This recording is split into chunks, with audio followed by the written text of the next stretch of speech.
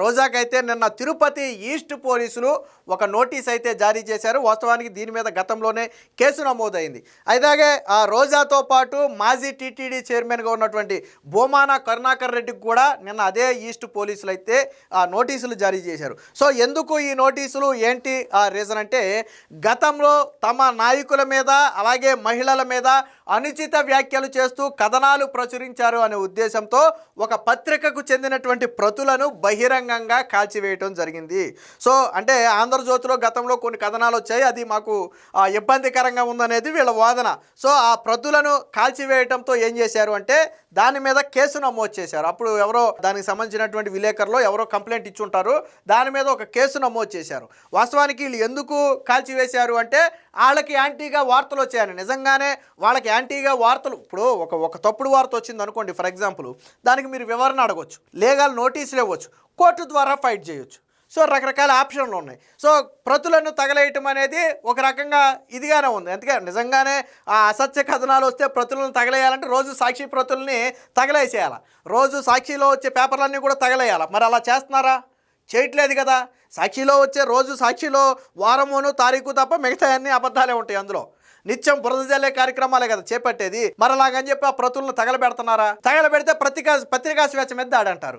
కానీ వీళ్ళు మాత్రం ఇతర పత్రికలకు సంబంధించినటువంటి ప్రతులను మాత్రం తగలబెట్టవచ్చు. సో దీనికి సంబంధించి వివరణ ఇవ్వాలి. అలాగే మీ దగ్గర ఉన్న ఆధారాలు ఏంటి? మీరు ప్రతులను తగలబెట్టారు, అందులో ఏదో వార్త వచ్చిందని, సో ఆ వార్త తప్పుడు వార్త అనడానికి మీ దగ్గర ఉన్న ఆధారాలు ఏంటి? అలాగే ప్రతులను తగలబెట్టడానికి గల రీజన్ ఏంటో చెప్పాలి అని చెప్పి ఒక పత్రికకి సంబంధించినటువంటి ప్రతిని తగలబెట్టడం అంటే, ఓ పేపర్ని తగలబెట్టడం అంటే అది ఆ పత్రికకి రెప్యుటేషన్ దెబ్బతీయటం కావచ్చు, లేదా ఆ పత్రిక మీద ప్రజల్లో ఉన్న విశ్వాసాన్ని దెబ్బతీయటం కావచ్చు, ఆ పత్రికను నమ్మేవారిని ఇబ్బంది పెట్టడం కావచ్చు. సో ఈ కోణంలో ఉంటుంది. ఈ కోణంలోనే కేసు కూడా నమోదు చేశారు. ఆ కోణంలోనే నిన్న బిఎన్ఎస్ యాక్ట్ 35 ప్రకారం ఒక నోటీసు కూడా ఇచ్చారు. దీనికి ఈ నెల 30వ తారీఖున స్వయంగా తిరుపతి ఈస్ట్ పోలీస్ స్టేషన్లకు హాజరయ్యి వ్యక్తిగతంగా హాజరయ్యి పూర్తి వివరణ ఇవ్వాలని, అలాగే పోలీసులు అడిగిన ప్రశ్నలకు సమాధానాలు చెప్పాలి అని చెప్పి నిన్న ఇచ్చినటువంటి నోటీసులు అయితే ఉంది. దీంతోపాటు బోమాన కరుణాకర్ రెడ్డి కూడా బహుశా ఆ రోజు ఈ ప్రతుల తగలబెట్టడంలో ఆయన కూడా పాల్గొని ఉంటాడు.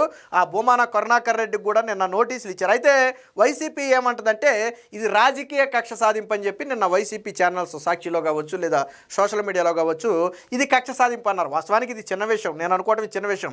వాస్తవానికి దీన్ని ఇంత సీరియస్గా తీసుకోవడానికి రీజన్ ఏంటంటే అప్పుడు పోలీస్ యాక్ట్ 30 అమల్లో ఉందంటే సెన్సిటివ్ అంశాలు కావచ్చు లేదా ఉద్రిక్తత వాతావరణాలు తలెత్తుతాయని భావించినప్పుడు కొన్ని ప్రాంతాల్లో పోలీస్ యాక్ట్ అమలు చేస్తారు. అంటే అప్పుడు గుంపులుగా వెళ్ళటం కానీ రాజకీయ నినాదాలు కానీ ఇలాంటివి చేయకూడదు.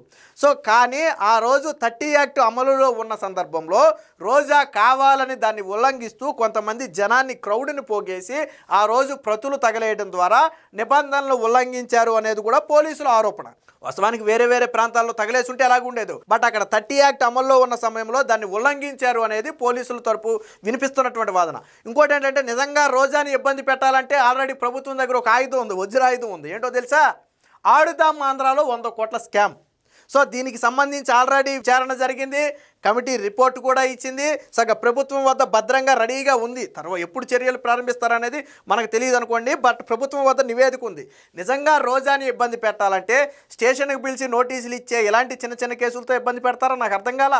వాస్తవానికి దీంట్లో ఏముండదు, రోజా రేపు వెళ్ళిపోయి పోలీసులకు ఏదో తోచిన వివరణ ఇస్తుంది, ఓ సంతకం పెడితే వచ్చేద్ది. అంతేగాని రోజానేం అరెస్ట్ చేయరు, దీంట్లో జైలుకి ఏం పంపరు. నాకు తెలిసి ఇదేమంత పెద్ద సెక్షన్లు ఏం కాదు, కేవలం వివరణ తీసుకుంటారంటే. చట్ట ప్రకారం వెళ్ళాలి కాబట్టి ఒక లీగల్ నోటీస్ ఇచ్చారు అంతే తప్ప రోజానేం అరెస్ట్ చేయరు. కానీ ఆల్రెడీ వజ్రాయుధం లాంటి ఒక కేసు రెడీగా ఉంది. ఏంటది?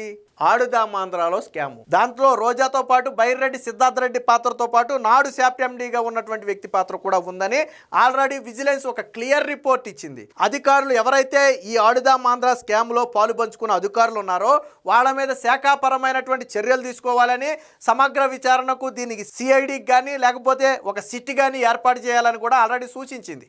సో ప్రభుత్వం అయితే ఇంకా తదుపరి నిర్ణయం తీసుకోవాలి. ప్రస్తుతానికి ఏం జరుగుతుంది అనేది వేరే విషయం. నాకు తెలిసి విచారణకి ఏదో ఆదేశించినట్టుగా ఉన్నారు, జరుగుతుంది, ప్రాసెస్ జరుగుతుంది. కానీ అలా వజ్రాయుధం లాంటి ఒక ఆడుదాం ఆంధ్ర కేసు ఉంటే ఇలాంటి చిన్న కేసులతో ప్రభుత్వం ఇబ్బంది పెడదని ప్రచారం ఎలా చేస్తున్నారు నాకు అర్థం కాల.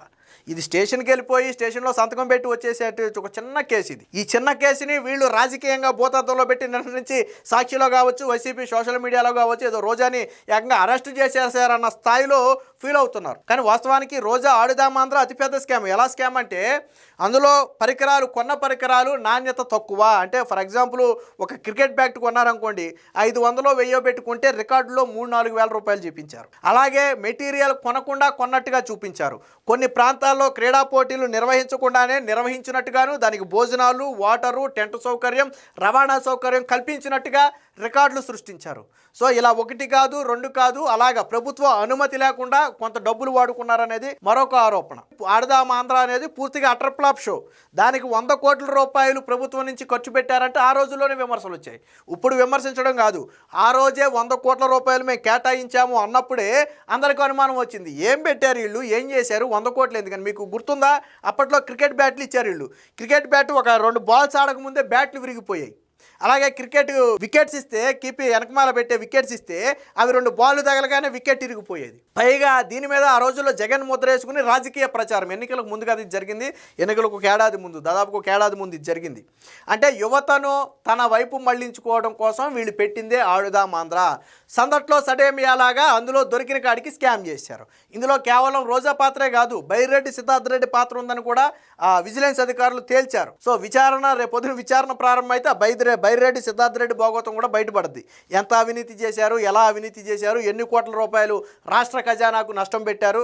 నాకు తెలిసి ఆడుదామాంధ్ర గట్టిగా 15-20 కోట్లు కూడా ఖర్చు పెట్టుండ్రు. కానీ 100 కోట్ల రూపాయలు ఖర్చు చేసినట్టు ఆ రోజుల్లో వాళ్ళే ప్రచారం చేసుకున్నారు. అంత పెద్ద కేసు ఆల్రెడీ ప్రభుత్వం చేతిలో ఉంటే ఇంత చిన్న కేసు మీద రోజాని ఇబ్బంది పెట్టారని చెప్పి వీళ్ళు ప్రచారం చేసుకుంటున్నారు. రోజాకి ఇచ్చిన నోటీసు కూడా ఉంది, ఒకసారి చూద్దాం. సో ఇదే రోజాకి ఇచ్చినటువంటి నోటీసు. ఆర్కే రోజా అలియాసు శ్రీలతారెడ్డి, అంటే ఈవిడ ఒరిజినల్ పేరు బహుశా శ్రీలతారెడ్డి ఏమో. ఇక్కడ ఏం చేశారు, వాళ్ళ భర్త పేరు వేశారు. సో అంటే వచ్చేటప్పుడు అంటే దీంట్లో కొన్ని టర్మ్స్ అండ్ కండిషన్స్ లాగా కూడా ఉన్నాయి. సో మీరు టైంకి రావాలి, అలాగే వ్యక్తిగతంగా హాజరై సమాధానం ఇవ్వాలి, ఆధారాలను ట్యాంపర్ చేసే విధానం కానీ, ఇది చేసే విధానం కానీ, మాయ చేసే విధానం కానీ చేయకూడదు. అలాగే సాక్షులు ఎవరిని, దీనికి సంబంధించినటువంటి ఇతర వ్యక్తులను ఎవరిని కూడా మీరు బెదిరించకూడదు లాంటి కొన్ని టర్మ్స్ అండ్ కండిషన్స్ పెట్టి ఇక్కడ inspector of police east police station Tirupati అని చెప్పి ఇక్కడ సంతకం ఉంది. సో ఆవిడ సంతకం సిగ్నేచర్, అంటే ఆవిడకి నోటీస్ అందించినట్టుగా రోజా పెట్టినటువంటి, అంటే నోటీస్ నేను రిసీవ్ చేసుకున్నారు అని చెప్పి ఇక్కడ ఒక సంతకం కూడా పెట్టింది. ఇందాక మీరు ఆల్రెడీ ఫోటోలో చూశారు కదా. సో ఆ ఫోటోలో చూసిందే రోజా ఆ సంతకం పెట్టేదే. మొత్తానికి ఇది నిన్న government of Andhra Pradesh police department notice to accused అని చెప్పి నమోదైనటువంటి కేసుకు సంబంధించి ఇచ్చినటువంటి నోటీస్. ఇది వాస్తవానికి చిన్న విషయమే, నాకు తెలిసి చిన్న విషయమే. కోర్టుకి ఒకసారి స్టేషన్కి వెళ్ళి వివరణ ఇస్తే అయిపోద్ది, దానికి మించి ఏముండదు. కాకపోతే దీన్నే పెద్ద ఎత్తున వైసీపీలో ఏదో జరిగిపోయింది, రోజానికి రేపో మాపు అరెస్ట్ చేస్తారన్న స్థాయిలో ప్రచారం చేస్తున్నారు. సో ముందుంది ముసలి పండుగనే ఏదో పాతకాలపు సంబంధం చూసారా, అలాగా అసలు కేసు ముందుంది. రోజా మీద ఆడుదామాంధ్ర కేసు రెడీగా ఉంది. దాన్ని ప్రభుత్వం ఎప్పుడు ఓపెన్ చేస్తుందో, ఎప్పుడు దాంట్లో ఉన్న తిమింగళాలను ముంచేస్తుందో తెలియదు. కానీ ఆడుదామాంధ్రకు సంబంధించి అతిపెద్ద స్కామ్ జరిగింది. పక్కా ఆధారాలతో విజిలెన్స్, నేను చెప్పలా, విజిలెన్స్ అధికారులు నిరూపించారు అవినీతి జరిగింది అని. దానికి సంబంధించిన ఆధారాలన్నీ ప్రభుత్వం వద్ద ఉన్నాయి. వాళ్ళే చెప్పారు, సిఐడికి ఇచ్చి మరింత లోతు విచారణ జరిపితే మరికొన్ని విషయాలు బయటకు వస్తాయని చెప్పి కూడా వాళ్ళే రిపోర్ట్లో చెప్పారు. సో ప్రభుత్వం సిట్ ఏర్పాటు చేస్తుందా లేదా సిఐడికి ఇస్తుందా అనే తర్వాత సంగతి. కానీ ఆడుదామాంధ్ర లాంటి భారీ స్కాములు ఉండగా ఇలాంటి చిన్న చిన్న వాటిని పట్టుకుని ఎందుకు ప్రభుత్వం ఇబ్బంది పెడుతుంది. ఏదైనా మొత్తంగా భూమాన కరుణాకర్ రెడ్డి అలాగే రోజా ఇద్దరికి కూడా ఆ ఈస్ట్ పోలీసులు అయితే నోటీసులు జారీ చేశారు. ఈ నెల 30వ తారీఖున వ్యక్తిగతంగా హాజరై సమాధానం ఇవ్వాలి అనేది ఆ నోటీసుల సారాంశం.